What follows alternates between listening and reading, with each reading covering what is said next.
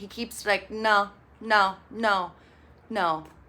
Hi, my name is Lacey and welcome to my recap of episode 9 of The Big D. We're almost to the finale. So we're almost to Z.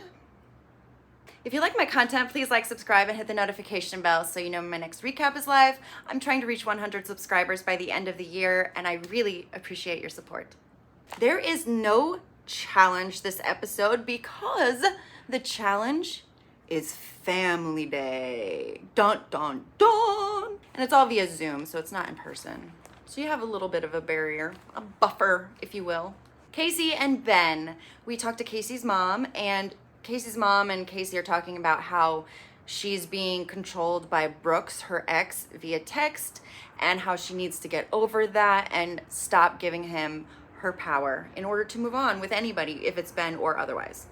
Alexis and Devin talked to Alexis's mom, which had been one of the core thorns in their relationship when they were previously married. Devin apparently fought with Alexis's mom a lot, so that was a big hurdle that they had to get through, and they have her blessing considering that he has been working on his temper and therapy. Last couple is Angelique and David, and they are talking to David's family, and Angelique had just talked to her mom and about her how she feels, and she goes into David's family meeting, and she kind of tells him and them at the same time that she's not ready for a serious commitment or a serious relationship with him, and he feels a little bit blindsided, and everybody's like, "Oh, this is awkward." Yeah. So after they're done with the families, Angelique clarifies to David that she has been trying to tell him multiple times that she is not ready for a serious relationship, and he is not listening. He's steamrolling over her and forcing the relationship to continue when maybe she's like, "Hey, we need to stop." And he's like, No, I'm not going to take no for an answer. And it's, while she's kind of into it and drawn to it, because I mean, she likes the attention, she doesn't want it. And so now she finally gets through to him, and he's like, "Oh." Casey really wants to grow with Ben, and she's talking to him about his relationship with Angelique and how is it for him moving on, how is it for him seeing her. And Ben feels a lot better now that he's seen Angelique move on, and he also feels kind of like he's moved on, and they make out in the hammock. And I'm surprised they didn't fall out, and they kind of make that joke too, but they're making out in the hammock. Angelique sees it, and now she's jealous about Ben, her ex. The next morning, Angelique is avoiding David actively, and she tells Casey what we kind of understood, that Angelique is only jealous and wants to be with Ben because things are not good with David. So she comes always crawling back to Ben because he's safety net and makes her feel better after another fling or another boyfriend ends badly. And she recognizes this and is like, okay. And Casey's like, "I'm trying to move forward with Ben. Stop doing this to him." At elimination, they're in their 3 couples, and the hosts are like, "Hey, how's everybody doing?" And David takes it upon himself to start the conversation, and he says that he has lost himself in this situation, and he deserves more than a yo-yo back and forth with Angelique. Although I think that was more him not listening to her than her kind of doing that. I think it was a little bit of both. It was both, but he was definitely not listening, because I was like, why is he not paying? He keeps like, no, no, no, no, you know? And it was like, listen to her. David chooses to leave on his own accord, and that means that Angelique also leaves because they're in a couple and people aren't leaving solo right now. Angelique says that David taught her so much during the experience. She's learned a lot. She says she's sorry that it didn't work out in that way, but he does deserve better, and he deserves somebody who wants the same kind of relationship that he does. The hosts then say that the winning couple will be chosen by the eliminated couples. So back in the house are all the eliminated people from the entire season. Everybody's exes are back.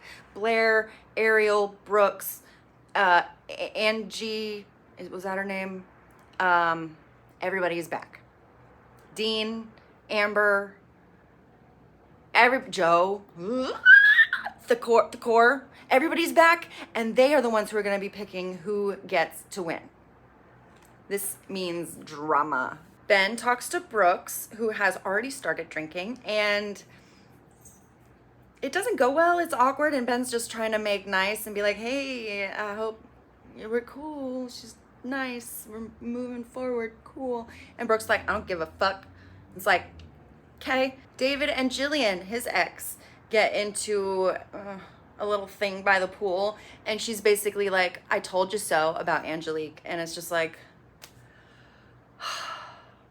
that's not healthy either. Dean and Devin are fighting again. Again, I see what Dean is saying. He's on Devin's side, but he's not saying it. He's not saying it in a very nice way, which is causing the issues. But I hear what he's saying.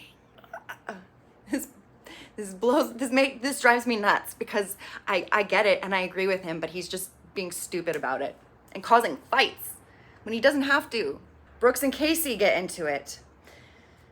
He is a drunken dick, and he is yelling at Casey about finances, which apparently hits a very, very sensitive nerve for her, and she explodes on him and is like, oh, you're bringing up finances in the car and blah, blah, blah. Turns into a fucking screaming match, and everybody's just like, oh my God. So the girls are trying to corral Casey into a room to calm her down and get Brooks the fuck away from everybody. Takora finally gets Brooks, I think Takora took Brooks away from the situation, and the girls took Casey into the room, and she is freaking out about Brooks being an asshole and bringing up sensitive topics for the two of them that they have clearly had issues with in the past. I feel really bad for Casey because Brooks is a turd. He's a mega douche, and I would really like to see her be able to move on with Ben, but I don't know that if this doesn't get sorted that she'll be able to.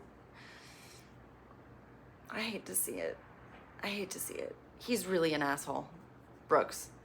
I would really like to see her work out with Ben. And Dean, just watch your language, not the language, but just like say things different, say things better to get your point across without causing issues. That's my 2 cents. What do you guys think? Leave me a comment down below and let me know your thoughts on this episode and who you think will win. I still think Alexis and Devin will probably win because really the only one at odds with them are Dean and Amber. And I think that Casey's blow up with Brooks is going to end things for her chances of winning with Ben. Who do you think is going to win? Let me know down below. I will see you next time.